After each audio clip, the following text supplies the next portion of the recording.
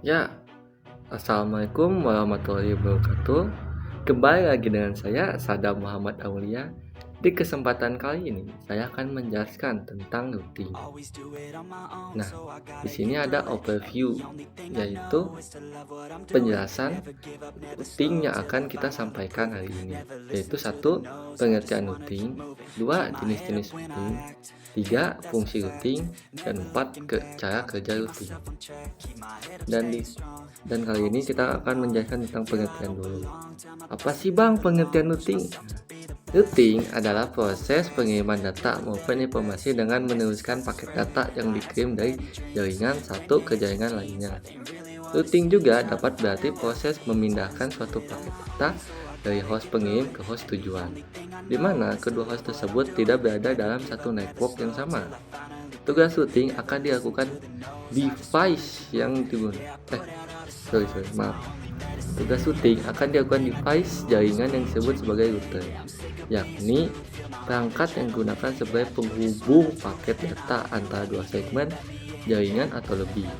Routing bertanggung jawab membawa data melewati sekumpulan jaringan dengan cara memilih jalur terbaik untuk dilewati data. Informasi dalam routing memuat tujuan kemana sebuah paket data akan dikirimkan, serta informasi terkait jalur terbaik yang akan ditempuh. Informasi tersebut akan disimpan oleh router pada suatu sistem, yakni tabel routing atau biasa disebut table routing. Dan itu adalah pengertian dari routing.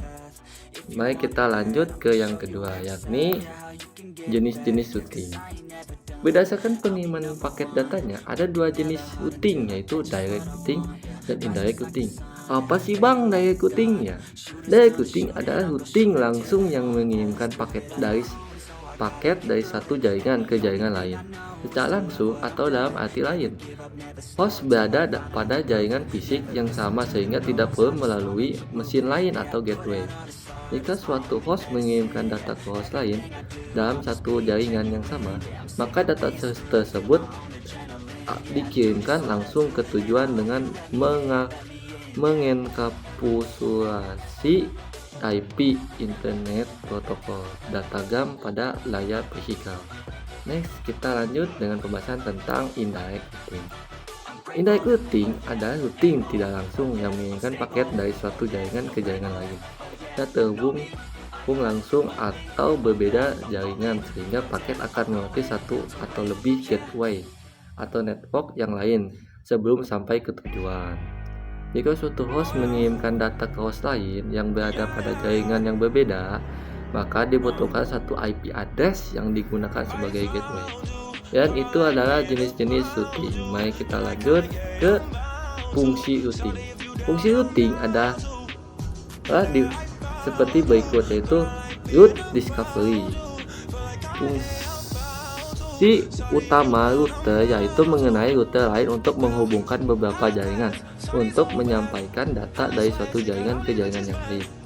Informasi router dapat diberikan ke router yang lain secara statis maupun dinamis. Router berfungsi dalam melacak semua jalur yang memungkinkan untuk dilewati data disebut dengan route. Router secara cerdas dapat mengetahui kemana route perjalanan informasi paket akan dilewatkan. Apakah ditujukan untuk host lain yang satu network ataukah berada di network yang berbeda. Dan lanjut, yaitu ada path determination. Router juga berfungsi untuk mentransmisikan informasi dari satu jaringan ke jaringan lain yang sistem kerjanya seperti bridge atau jembatan. Routing harus memiliki kemampuan mengatasi perubahan topologi jaringan dan juga jalur lalu lintas tanpa membatalkan proses yang berlangsung pada host. Dan itu adalah fungsi-fungsi dari routing. Next, kita lanjut ke cara kerja routing. Di sini ada beberapa bagian cara kerja routing, yaitu pertama, routing bekerja melalui bantuan perangkat router yang dimana melalui proses routing maka pengiriman paket data dapat mencapai tujuannya di jaringan komputer.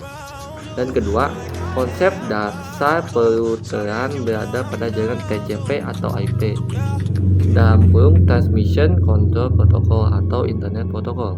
di mana pada proses ini berlangsung terjadi pembelian alamat ke setiap pengguna komputer. Data yang sudah dikirim oleh perangkat akan dikirim dalam bentuk datagram atau paket data yang dikenal dengan IP. Next, kita lanjut.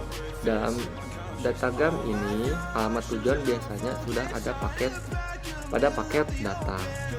Lanjut, yaitu kemudian IP akan memvalidasi alamat paket data dan mengirimkannya ke perangkat tujuan, di mana tujuan datagram ini berada pada jaringan yang sama dengan perangkat asal dan data akan segera dikirimkan. Dan terakhir, yaitu apabila alamat data tujuan tidak berada di jaringan yang sama, maka akan dialihkan ke rute lain yang lebih baik. Dan itu adalah cara kerja Lutfi. Mohon maaf apabila ada kesalahan, saya hanya orang biasa di sini. Dan sekian dari saya. Wassalamualaikum warahmatullahi wabarakatuh.